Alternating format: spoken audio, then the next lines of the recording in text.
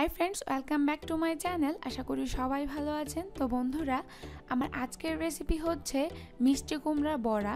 এই রেসিপিটি কিন্তু ছোট থেকে বড় সবাই কিন্তু পছন্দ করেন। তো বন্ধুরা আশা করছি আমার আজকের রেসিপিটি আপনাদের ভালো লাগবে। আর এই রেসিপিটি কিন্তু ঘরে থাকা উপকরণ দিয়ে আমি এক্সট্রা কোনো উপকরণ ব্যবহার করব না। তো চলুন কথা না বাড়িয়ে ভিডিওটি শুরু করা যাক। প্রথমে আমি এখানে মিষ্টি কুমড়া চাক করে কেটে নিয়েছি, দেখতেই পাচ্ছেন। আর আমি ফালি করে কেটে নিয়েছি সাইডগুলো। তো বন্ধুরা এখন আমি মিষ্টি কুমড়া বড়া বানানোর জন্য একটি ব্যাটার তৈরি করে নেব। তো ব্যাটার তৈরি করার জন্য প্রথমে আমার লাগবে 1 কাপ পরিমাণ শুকনো চালের গুঁড়ো। ঘরে তৈরি করা চালের গুঁড়োতেও কিন্তু করা যাবে। আর দিয়ে দিচ্ছি 1 চামচ হলুদের গুঁড়ো। তো আর সেই সাথে আমার আরও লাগবে 1 চা চামচের মতো মরিচের গুঁড়ো। আপনারা চাইলে কিন্তু কাশ্মীরি রেড চিলি পাউডার ব্যবহার করতে পারবেন। আর দিয়ে দিচ্ছি স্বাদ মতো লবণ। তো বন্ধুরা এখন আমি শুকনো উপকরণগুলো একটি হ্যান্ড মিক্সারের সাহায্যে মিশিয়ে নিচ্ছি। তো বন্ধুরা মেশানো হয়ে গেছে।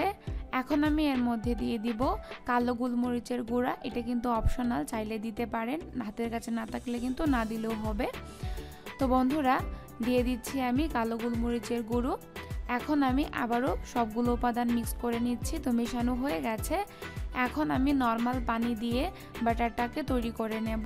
আমি কিন্তু অল্প অল্প করে পানি দিয়ে মেশাবো, তা না হলে কিন্তু পানি কম বেশি হতে পারে।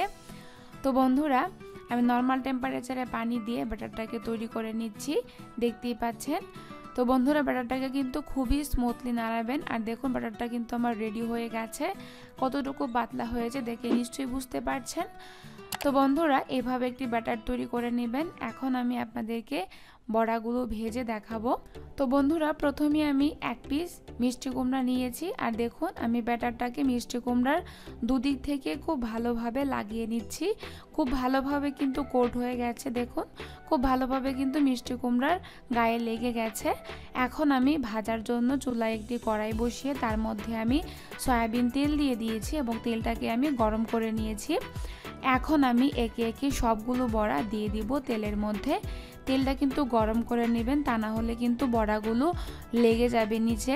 তো বন্ধুরা সবগুলো বড়া আমার দেয়া হয়ে গেছে। এখন আমি বড়াগুলো সেদ্ধ হওয়ার জন্য ঢেকে দিয়ে রান্না করব 4 থেকে 5 মিনিট। চুলার আঁচটাকে এই পর্যায়ে মিডিয়াম টু লো হিটে রাখবেন।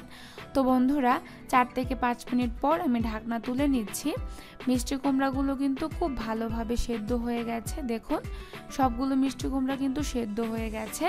আর একটা সাইড কিন্তু ভাজা হয়ে গেছে। এখন আমি বড়াগুলো উল্টিয়ে দিচ্ছি। তো বন্ধুরা সবগুলো বড়া একসাথে লেগে গেছে। তো উল্টিয়ে দেওয়া হয়ে গেছে। দেখুন বড়াগুলো কিন্তু আমার ভাজা হয়ে গেছে। আমি কিন্তু আর ভাজবো না, বাইরে থেকে কিন্তু খুবই ক্রিস্পি হয়েছে। তো বন্ধুরা এখন আমি বড়াগুলো নামিয়ে নেব, তারপরে আমি আপনাদেরকে পরিবেশন করে দেখাবো। তো এখন আমি বড়াগুলো নামিয়ে নিচ্ছি। বড়াগুলো কালারটা কিন্তু খুব সুন্দর হয়েছে। তো বড়াগুলো নামানো হয়ে গেছে। দেখুন কালারটা কতটা সুন্দর হয়েছে। বাহিরের দিকটা কিন্তু খুবই ক্রিস্পি হয়েছিল।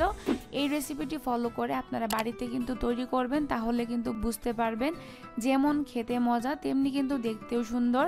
বাচ্চারাও কিন্তু এই রেসিপিটি খুবই পছন্দ করে। তো বন্ধুরা আশা করছি আমার আজকের এই ভিডিওটি আপনাদের ভালো লেগেছে। যদি ভালো লাগে তাহলে প্লিজ আমার চ্যানেলটিকে সাবস্ক্রাইব করবেন এবং এই ভিডিওটি শেয়ার করবেন। এবং এই ভিডিও সম্পর্কে আপনার যদি কোনো কিছু জানার থাকে বা মতামত দেওয়ার থাকে তাহলে কিন্তু কমেন্ট বক্সে জানাতে পারবেন। ভালো থাকবেন, সুস্থ থাকবেন, ধন্যবাদ।